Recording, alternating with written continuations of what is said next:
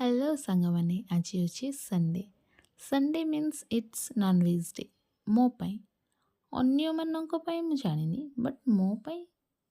ना संडे माने नॉनवेज हेबाटा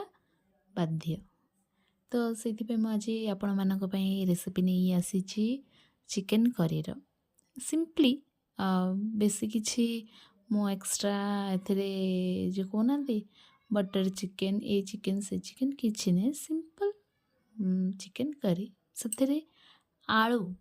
आलू भी ऐड कर फास्ट रू लास्ट जाए देखो मु प्रोसीजरटा केमती कर प्रथम मु चिकेन को नहीं जाइए चिकेन रे किछि सुखिला मसला दही आउ सोरष तेल पकईकी मैरिनेट कर रखी पुणी एक पात्र से तेल पकई देइथिली सोरष तेल किछि गोटा मसला आउ पियाज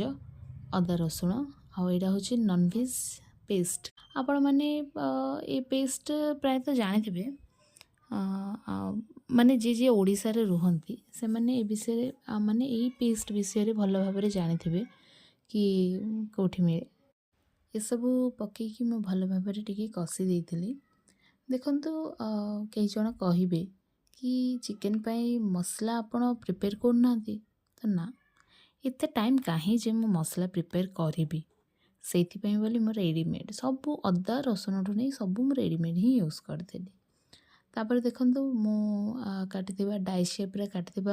किसी आलू पकई देइथिली मर्च गुंड टिके धनिया गुंड टिके पकईकी टिके समय पाई आलू को मध्य कसी थी है कसिकी माने बेसी नहीं गोटे 5 मिनट्स पे मुझे कसी थी कारण देखो चिकेन सब तो सीझी जाए ये तो आलू मो द्वारा सीझेनी जल्दी आउ से मुझे घोड़े प्रथम आलू को भल भाव टिके कसी देती 5 मिनिट टिके माने टिके पानी पकई है पानी पकई टिके भल भाव घाटा घाटी करी माने जेमिति न लगे मु चिकेन को बहुत समय कसिबी है किंतु आलू न पोड़ू आलू जदि तरकारी आलू पोड़ीगला तो खाइबाटा टेस्ट ही बेकार हो इमिति मु घंटा घंटी करिकी टिक्की समय पई मु घोड़े की छाड़ी देइथिली